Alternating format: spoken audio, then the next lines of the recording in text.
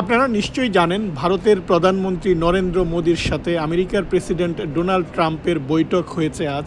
সেখানে বাংলাদেশ প্রসঙ্গ এসেছে এবং ডোনাল্ড ট্রাম্পকে যখন প্রশ্ন করা হয় যে প্রেসিডেন্ট আপনি কি জানেন বাইডেনের সময় বাংলাদেশে একটা পরিবর্তন হয়েছে, এতে আমেরিকার ডিপ স্টেট জড়িত ছিল, এই বিষয়ে আপনার মন্তব্য কী?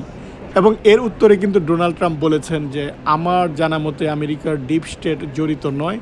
আমি জানি যে ভারতের সাথে বাংলাদেশের অনেক দিনের সম্পর্ক এবং প্রধানমন্ত্রী মোদির সাথে অনেক দিনের সম্পর্ক, আমি এটা তার উপর ছেড়ে দিয়েছি।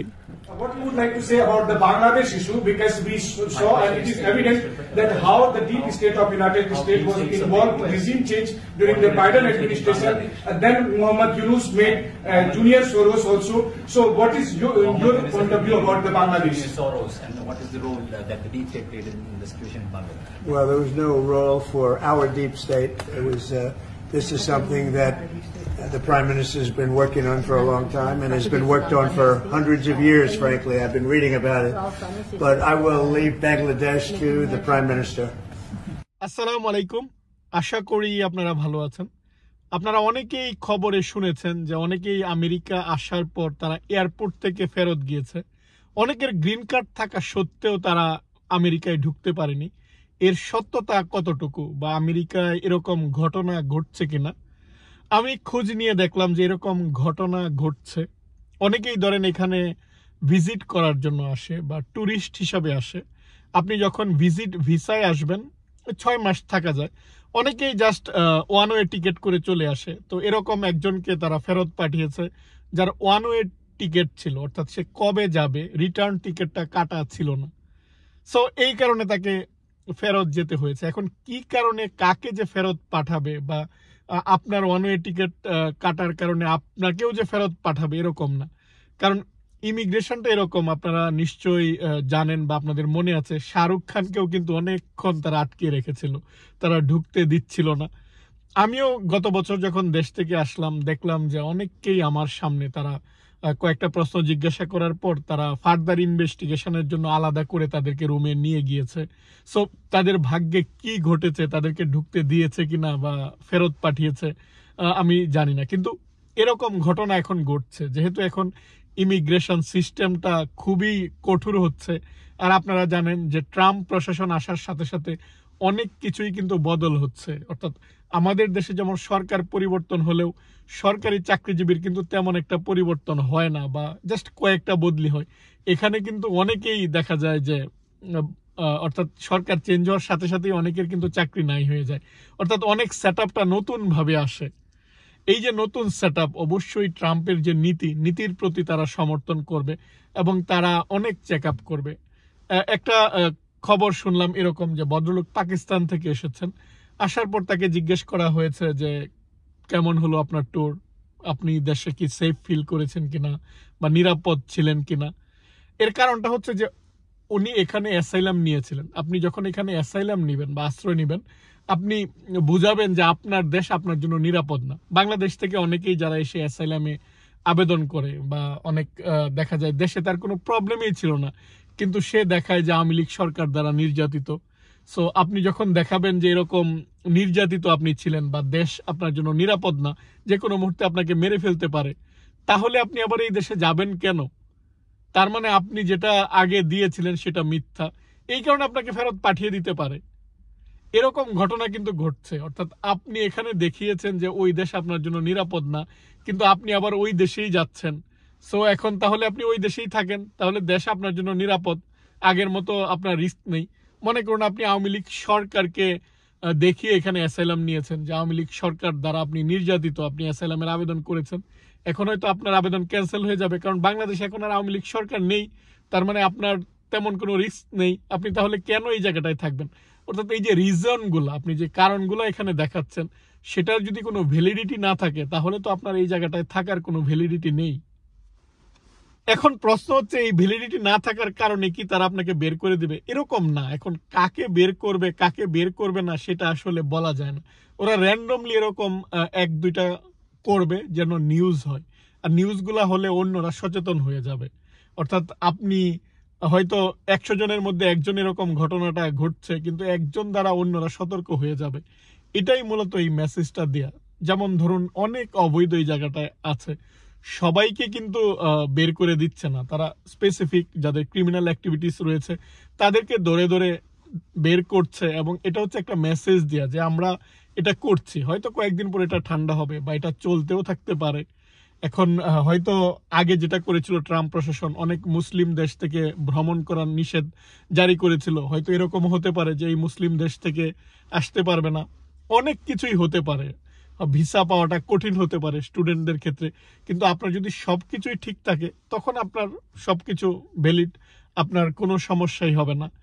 অর্থাৎ এই যে মেসেজ যে গ্রিন কার্ড থাকার কারণে অনেককে বের করে দিচ্ছে, কিন্তু আপনাকে দেখতে হবে তার গ্রিন কার্ডের যে ভ্যালিডিটি সেটা ছিল কিনা। অর্থাৎ যেই মেসেজটা, অনেকে হয়তো স্টুডেন্ট হিসাবে সে আসবে, কিন্তু স্টুডেন্ট হিসাবে অনেক সময় আপনি যে ইউনিভার্সিটিতে আপনি আসছেন বা ইউনিভার্সিটির আপনি যে খরচটা দেখিয়েছেন, অনেক সময় হয়তো আপনি ভিসা পেয়ে গিয়েছেন, কিন্তু এখানে হয়তো তাদের সন্দেহ হচ্ছে যে আপনি পড়ার উদ্দেশ্যে আসেন নাই, আপনি এসেছেন এই জায়গাটায় থাকার জন্য। সো আপনাকে তাদের অর্থাৎ রাইটস আছে ওখানে যারা বসা, আপনি যখন আমেরিকায় ঢুকবেন ইমিগ্রেশন অফিসার তার রাইট রয়েছে, সে চাইলে আপনাকে বের করে দিতে পারে। তার মনে হলো যে আমি বের করে দিব, কোনো কারণ নাই, সে হয়তো একটা কারণ দেখালো, অর্থাৎ তার এই ক্ষমতাটা রয়েছে, তার এই পাওয়ারটা রয়েছে। আপনি যখন ভিসার জন্য যান, অনেকের কিন্তু সব কাগজপত্র ঠিক থাকা সত্ত্বেও সে আমেরিকার ভিসা পায় না। কেন?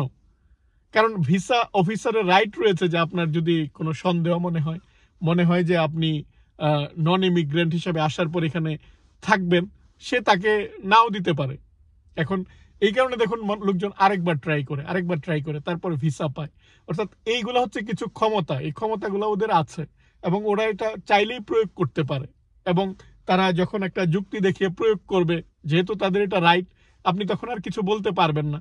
তাই সতর্কতার সাথে এই সময়টাই সবাই বলে ভ্রমণ করার জন্য, বা অনেকেই যখন অ্যাপ্লাই করে বা ইমিগ্রেশনের জন্য আবেদন করে, তখন লয়ার বা যারা অভিজ্ঞ তারাই কিন্তু বলে যে এই সময় আপনি ট্রাভেল করবেন না, কারণ ট্রাভেল করাটা আপনি নিরাপদ না, কারণ আপনি অলরেডি এখানে ইমিগ্রেন্ট হওয়ার জন্য আবেদন করেছেন। আর এই সময়টায় আপনি অন্য জায়গায় ভ্রমণ করার পর যখন আপনি আবার ঢুকবেন, তখন তারা আপনাকে আটকিয়ে দিতে পারে, তখন কিন্তু আর কিছুই করার থাকে না।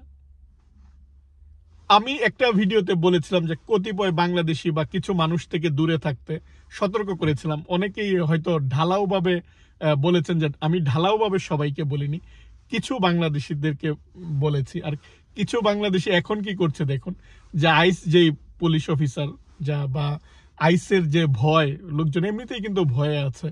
আর ওই যে ইমিগ্রেশন পুলিশ যারা অ্যারেস্ট করছে, তারা কিন্তু একটা নাম্বার দিয়ে দিয়েছে যে অবৈধ, আপনি যদি কাউকে দেখেন বা কেউ অবৈধভাবে কাজ করছে, কোন জায়গাটায় কাজ করছে, ইনফরমেশনগুলো ওদেরকে দেওয়ার জন্য ওরা আমাদের দেশে যেমন নাম্বার দেওয়া হয়, মোবাইল নাম্বার দেওয়া হয়, এরকম অনেক বাংলাদেশেই কিন্তু ফোন করে জানিয়ে দিচ্ছে আরেক বাংলাদেশিদের কথা, সে এখানে অবৈধ বা সে এখানে কাজ করছে। এখন এটা আপনারা কিভাবে নেবেন?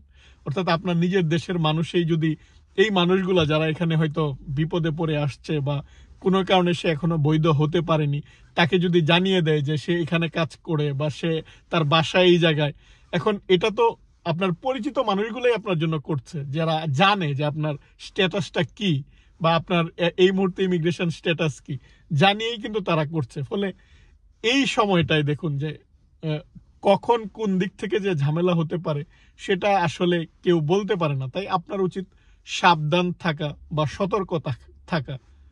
মূলত আপনারা দেশ থেকে প্রশ্নগুলা করছেন যে আমরা শুনছি এয়ারপোর্ট থেকে বের করে দিচ্ছে, আর আমরা শুনছি যে অনেক স্টুডেন্ট ভিসা পাওয়া কঠিন হবে। আপনার যদি সবকিছু ঠিক থাকে তাহলে আপনি পাবেন। আপনার সব ইনফরমেশন যদি কারেক্ট থাকে বা যেটা ল, আপনি এই জায়গাটায় আসবেন যে আপনার একটা, আমরা যখন এম্বাসিতে দাঁড়াই তখনই কিন্তু টিকিটটা দেখায় যে কবে আমি যাচ্ছি, কার বাসায় যাচ্ছি, রিটার্ন টিকিটটা কি, স্পেসিফিক ইনফরমেশনগুলো সব যদি সঠিক থাকে তাহলে কিন্তু কোনো প্রবলেম নাই। বা এখনই যে এরকম এই ঘটনাগুলো ঘটছে তা না, এর আগেও কিন্তু অনেকেই আসছে, একবার আসার পর দ্বিতীয়বার যখন সে আবার ভিসার জন্য দাঁড়িয়েছে সে কিন্তু ভিসা পায়নি। অর্থাৎ এটা চলমান, এটা চলবেই। এই যে এর আগেও কিন্তু অনেককে এয়ারপোর্ট থেকে বের করে দিয়েছে যদি তাদের সন্দেহ হয়। আর এখন যেহেতু এটা নিয়ে আলোচনা হচ্ছে তাই আমাদের টেনশনটা বেশি। এত টেনশন করার কিছু নেই যদি আপনার সবকিছু ঠিক থাকে, আপনার যদি সব কাগজপত্র ঠিক থাকে, আপনার যদি এক্সপ্লেনেশন সুন্দর হয়, আপনার যদি ভ্যালিড রিজন থাকে, তাহলে আপনার কোনো সমস্যা হবে না। আর মাঝে মধ্যে যে সমস্যা হচ্ছে যদি ভাগ্যে থাকে তাহলে হবে, এটা আপনি কোনোভাবে ঠেকিয়ে রাখতে পারবেন না।